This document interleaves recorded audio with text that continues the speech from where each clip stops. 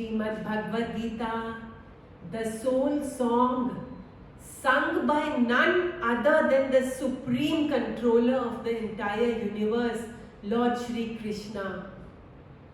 Sung in love, caressing the devotee. Every word caresses the devotee. The song supreme, the soul song. Once Swami Vivekananda went to Chicago for the World Religion Conference. He was asked to speak there. Over there was a pile of scriptures, one on top of the other. And right at the bottom was the Srimad Bhagwad Gita. Someone asked Vivekananda, don't you feel bad that your Bhagwad Gita is put at the base, at the bottom? Vivekananda smiled and said, no, my dear, this is the foundation. Everything else is built upon this. This is the foundation of truth.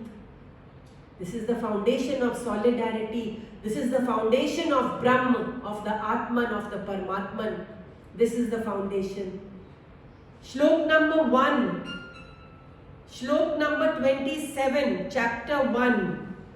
Shvashuran suhirdascha eva senayaro ubhayor tan samiksha sa kaunteya sarvan bandhu navasthitan.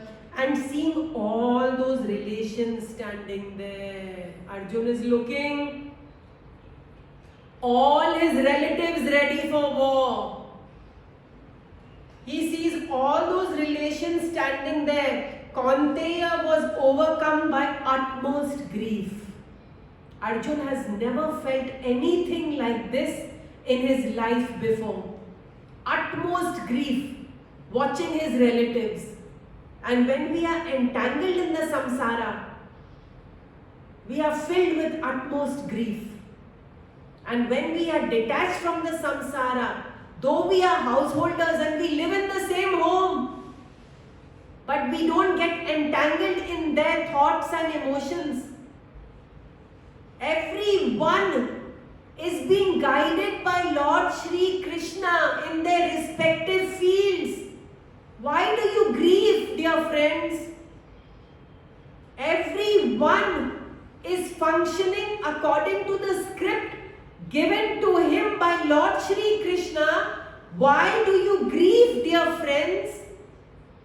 Everyone is performing the role assigned to him by Lord Shri Krishna. Why do you grieve, oh friends? Everyone is just playing a part in the drama of life. Why do you grieve, oh friends? Everyone is performing. Why do you grieve, oh friends? Arjun sees his family all stationed for war and he is in utmost grief. A soldier, when the soldier starts grieving, something is seriously wrong. He was a Kshatriya. He was the bravest of the brave. The supermost archer of all time. Of all time.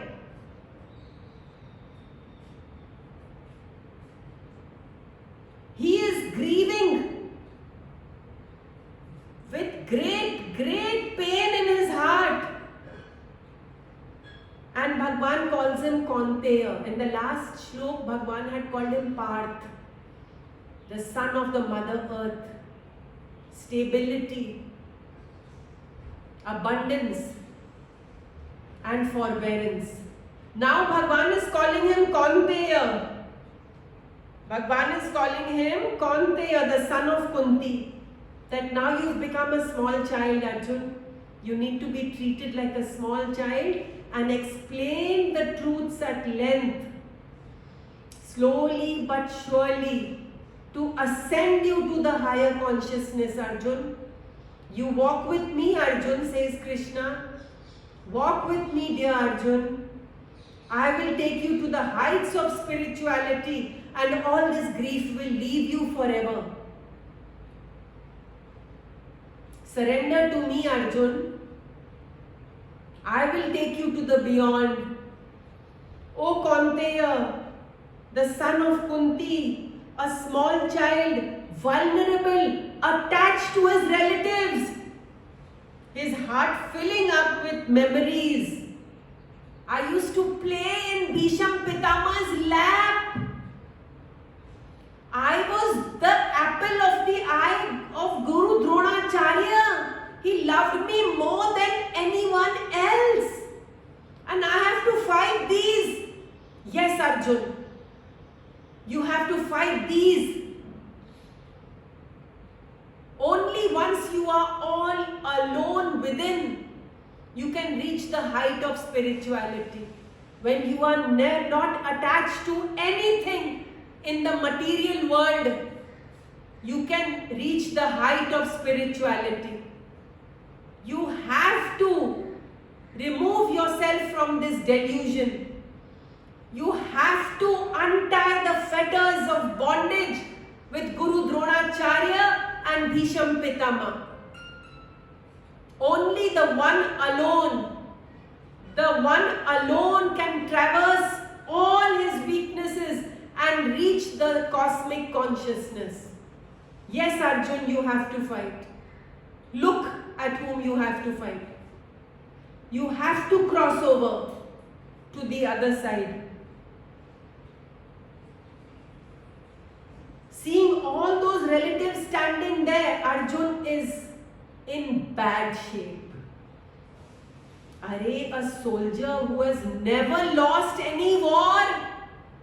Arjun is the soldier who has never ever lost any war.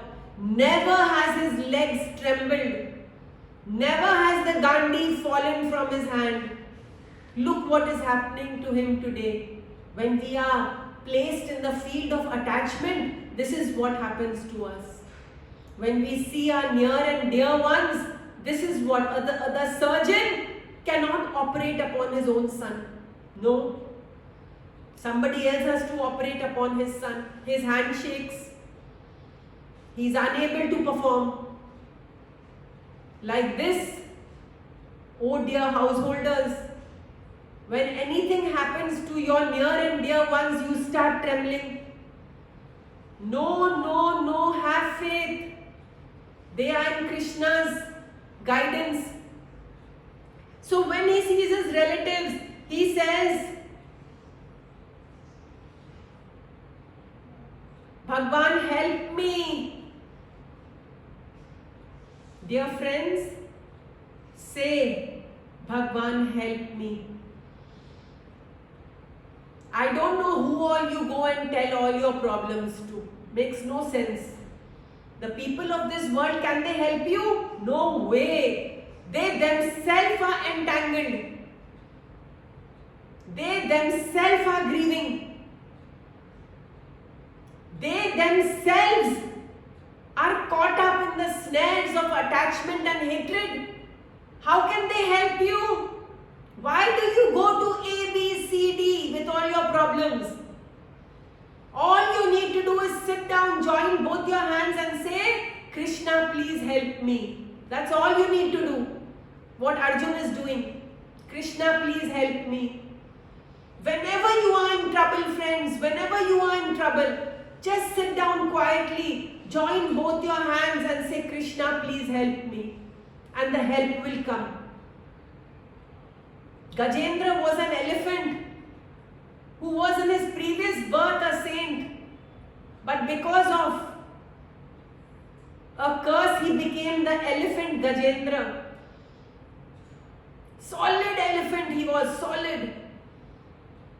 He goes to, with his wives and children, goes to sport in a beautiful lake of nectar. And there a crocodile snaps at him and holds in his mouth the leg of the elephant. And the elephant cannot free himself. He tries everything. And then he takes a lotus in his trunk and raises his trunk and says, "Oh Lord, help me." And Bhagwanji was having his food. He left it halfway and barefoot he climbed onto Garud and came to help Gajendra. Because Gajendra said, "Oh Lord, please help me." Where all do you go to search for help, my friends? Go to the Lord, straight to the Lord, always to the Lord. Always. "Oh Lord, please help me." So simple, so sweet. Every prayer is answered. Every call is heard. Knock and it shall be opened to you. Search and you shall find it. "Oh Lord, please help me. Oh Krishna, please help me." And this is the sensible thing that Arjun has done. He's in bad shape.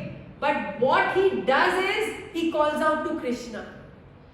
And Krishna not only removes his grief, but gives him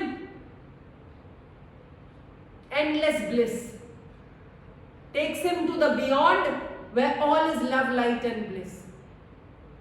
So Arjun, standing there, watching all this stuff happening inside him, dejected as ever, grieving as ever, and calling out to Krishna, "Oh Krishna, please do help me." Chapter 1, Shlok number 28. Kripaya paraya vishto vishidanidam abravit drishtva imam swajanam Krishna yuyutsam samarpitam. Arjun was possessed by extreme attachment. It's a disease, dear friends. Extreme attachment. And the problem is, you get so carried away by it that every little thing about your attached one gives you pain and grief. And not only that, the more dangerous thing, you have to come back into the cycle of birth and death along with those you are attached to. Again birth, again death, again birth. It's very painful. But because you are so attached to those souls, you have to come back again and again and again in the world because of your attachment. Arjuna is possessed by extreme attachment. But when we surrender our attached ones, what we do is we sit in front of Krishna, we lift each one of them in our arms and place them at Krishna's feet. That now this one is yours. Then I pick up in my mind's eye the next attached one, put her or him at Krishna's feet and say, "Bhagwan, now they are yours." Each one individually, in my mind's eye, I pick up in my lap and surrender to Krishna's feet and say, "So and so is yours, Bhagwan. So and so is yours, Bhagwan. So and so is yours, Bhagwan." You came empty-handed. You will go empty-handed. Alexander conquered half the world.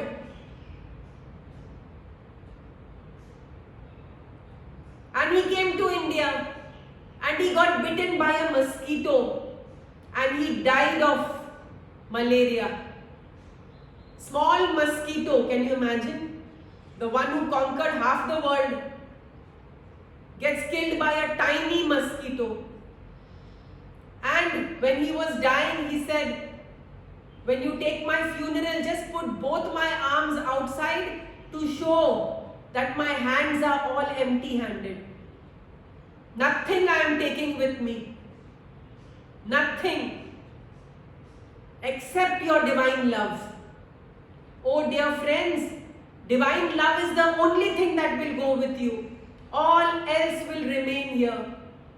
For what do you grieve? For what do you worry? For what do you get so attached to the people of this world, to the things of this world? No, remain detached.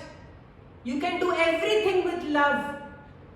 Like the nurse She does everything with love, but inside is not connected. A small child, Arjun, has become vulnerable, attached to his kin, his heart filling up with memories of Bhisham Pitama and Guru Drona. Come on, Arjun, you are a warrior. Live in the present.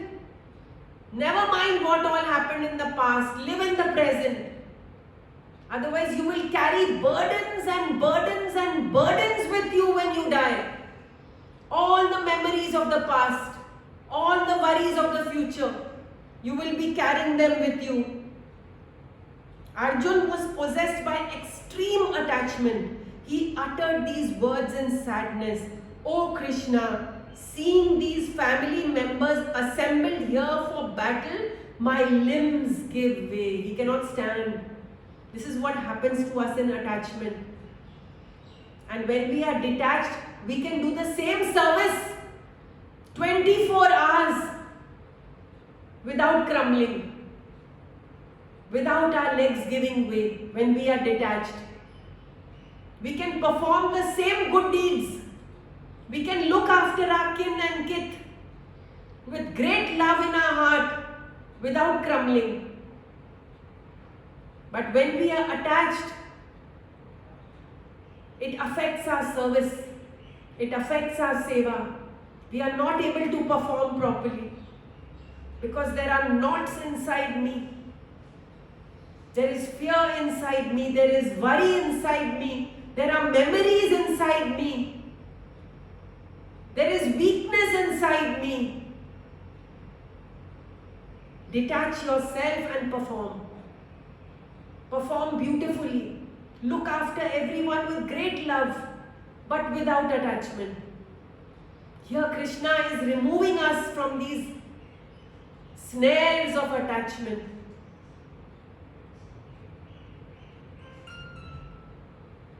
Arjun was possessed by extreme attachment. He uttered these words in sadness.